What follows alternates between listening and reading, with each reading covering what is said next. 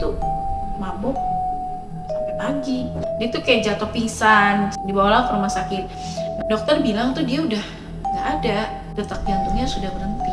Pada saat itu tuh geger lah pocong si Septi. Halo guys, assalamualaikum warahmatullahi wabarakatuh. Balik lagi di channel YouTube gue di Dunia Maya Dalam Misteri. Cerita ini gue alamin sendiri dan ya menurut gue ini bener-bener yang gak harus dan gak patut banget buat dicontoh. Mohon maaf sekali lagi untuk keluarga korban. Mungkin gue menceritakan kisah nyata ini karena menurut gue kisah nyata ini tuh bukan kisah nyata yang memalukan, tapi banyak segi positif yang memang harus diambil. Buang segi negatifnya, ambil segi positifnya. Jangan sampai kita salah langkah. Oke guys, nggak usah lama-lama lagi. Untuk yang belum subscribe, yuk bantu subscribe. Kita lanjut yuk ke ceritanya. Aku punya teman SD di madrasah, namanya Vina. Nah, Vina ini tuh emang temen gue tuh dari kelas 1 gitu. Nah, si Vina ini punya temen juga, kakak kelasnya gue juga, namanya Septi. Vina sama si Septi ini rumahnya tuh deket banget. Sampai pertemanan gue ini berlanjut ke SMP dan ke SMA. Cuma pas di SMA gue beda sekolah sama dia. Tapi kalau misalnya libur sekolah kita masih main gitu, masih sering ngobrol, sering nongkrong. Si Septi ini emang tuh bibit-bibit nakalnya udah keluar dari dia SMP guys. Dia sering banget nih dipanggil ke ruang BP. Ya entah itu ngerokok lah, terus sampai yang parahnya dia sering mabok lah. Bahkan sampai di SMA pun dia tetap nakal. Si Vina ini emang dia ngikutin jejaknya si Septi, tapi nggak separah si Septi. Si Vina sama si Septi ini udah kayak yang tadinya temen tuh udah kayak adik kakak. Bener-bener yang nggak bisa dipisahin. Kayak bestie banget gitu. Hampir tiap hari guys. Yang namanya mabok, yang namanya ngerokok, itu hampir tiap hari. Pada akhirnya Septi ini nikah sama cowoknya. Jadi yang nikah duluan ini Septi. Dia nikah, disusul gue nikah, disusul si Vina nikah.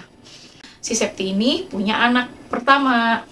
Sampai dengan Septi punya anak ini tidak merubah hobinya dia, bahkan kesehariannya si Septi ini untuk berhenti ngerokok ataupun minum minuman keras beralkohol. Itu tidak mengurangi kadarnya, tapi malah menambah karena si suaminya ini juga sering banget sih guys, kayak pulang narik bawa kayak minuman alkohol terus dia minum bareng sampai pagi gitu. Jadi kayak aduh, gue nggak tahu ya, itu lakinya itu tidak bisa membawa istrinya ke arah yang lebih baik lagi kali ya. Gue waktu lahiran anak pertama dia bilang, gue kan disesar.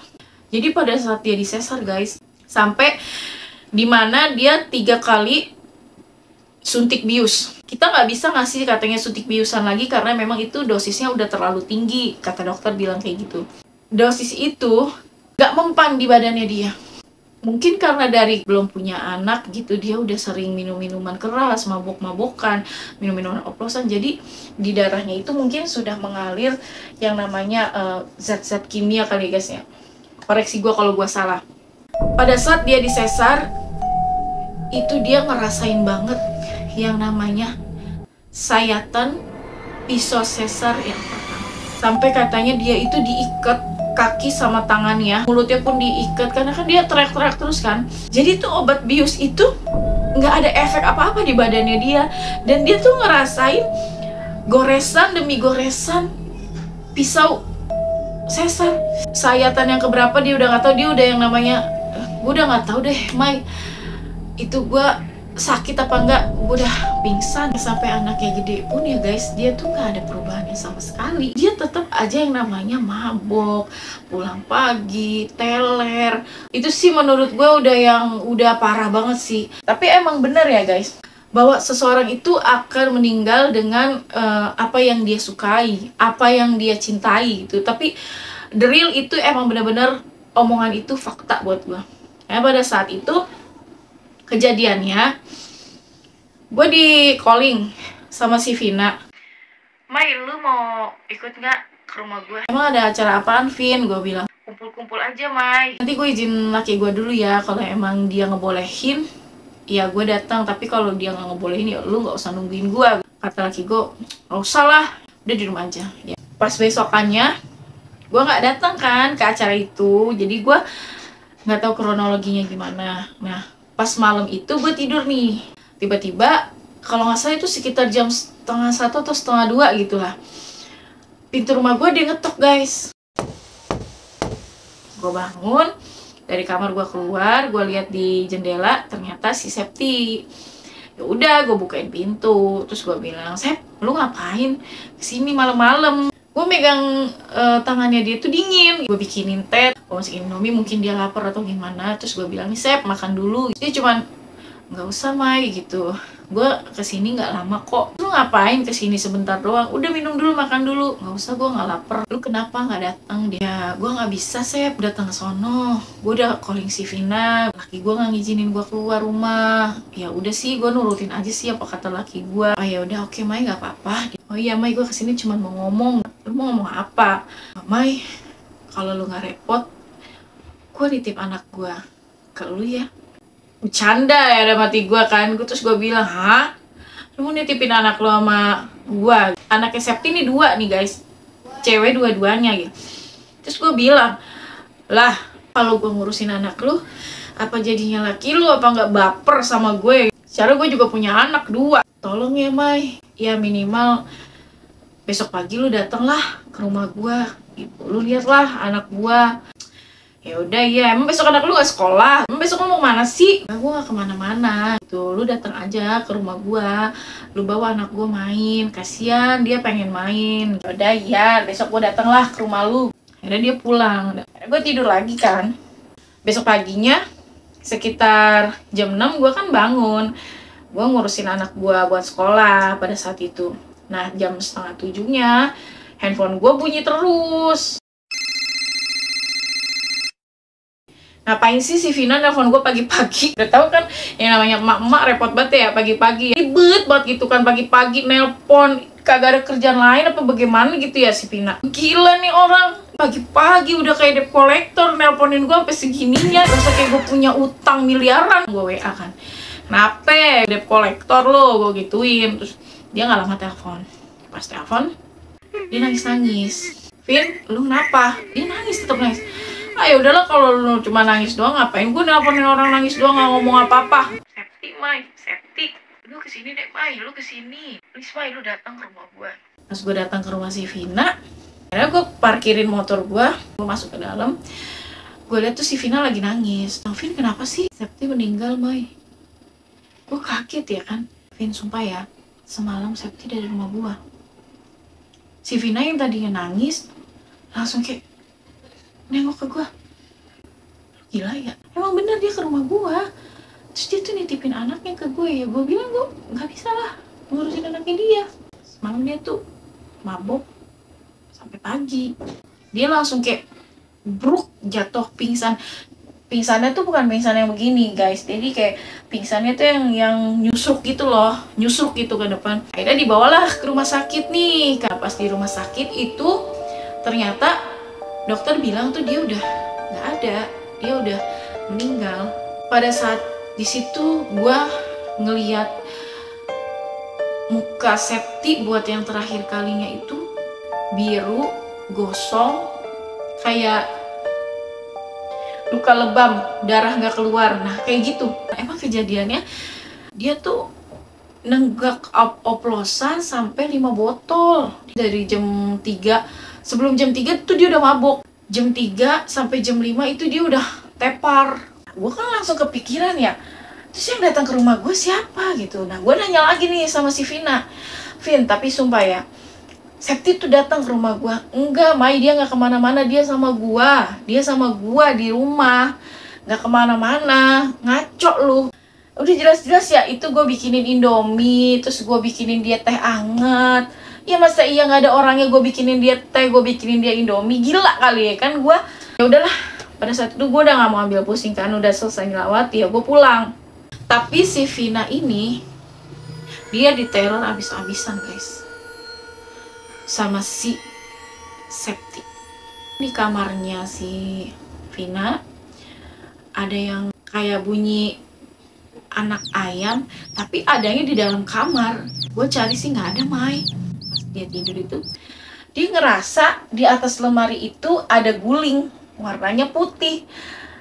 Nah dia itu nggak ngerasa dia naruh guling warnanya putih di atas lemari mau ngapain. Cuman dia inget nih ke si Septi dan dia nggak mau lagi tuh ngeliat ke atas lemarinya dia. Ini dia balik badan lagi tuh udah nggak ada. Dia didatengin di mimpinya, didatengin si Septi.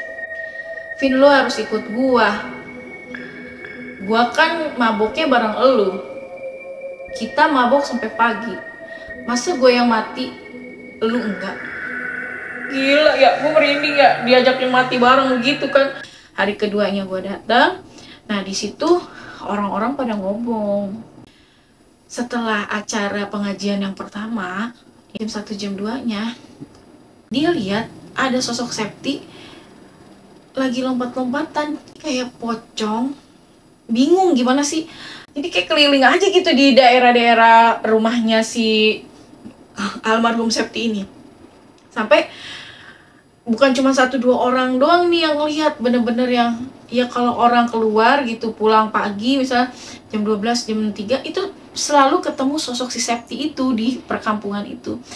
Si Vina ngomong sama gue, Septi jadi pocong mah, dia keliling daerah-daerah sini. Gue ngerasa nggak banget sih, orang baru meninggal tiba-tiba udah ada kabar gosip begini, kesian kan. Ya gue cuma bilang udahlah nggak usah ikutan omongan orang tentang si Septi. Nggak mungkin lah dia kayak gitu, umpamanya dia kayak gitu juga bukan dia gitu, mungkin ya jin atau apa. Nggak, itu Septi Mai. Si Vina ini lama-lama kayak kena mental, dimimpiin mulu nih sama si Septi nih. Sampai bener-bener pas Vina mau keluar katanya mau beli nasi goreng, dia buka pintu, itu ada si Septi duduk di motornya dia sambil ngeliatin ke arah jendela sambil kayak senyum. Dan itu katanya Vina tuh langsung yang teriak sejadi-jadinya.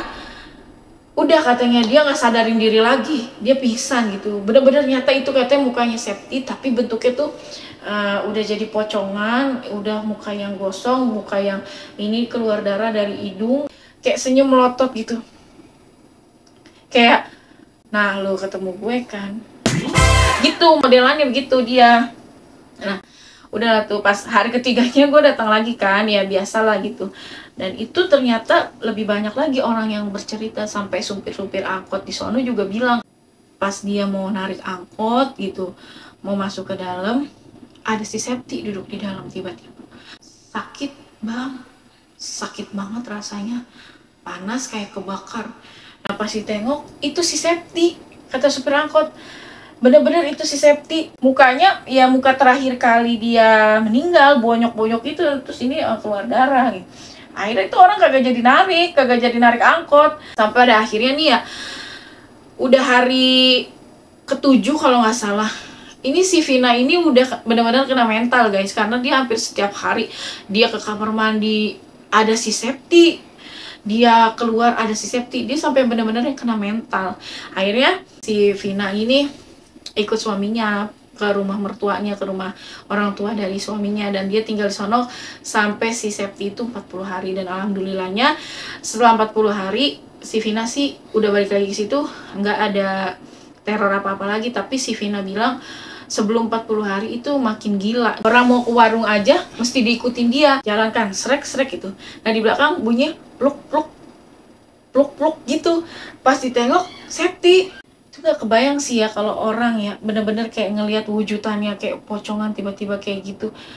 Ya habis mau gimana ya, dia juga meninggalnya dalam keadaan yang kayak gitu, dengan caranya dia tuh yang ya kesukaannya dia, hobinya dia sehari-hari gitu kan. Mungkin ya Allah juga ngasih murka atau pelajaran gitu kan buat kita yang hidup gitu.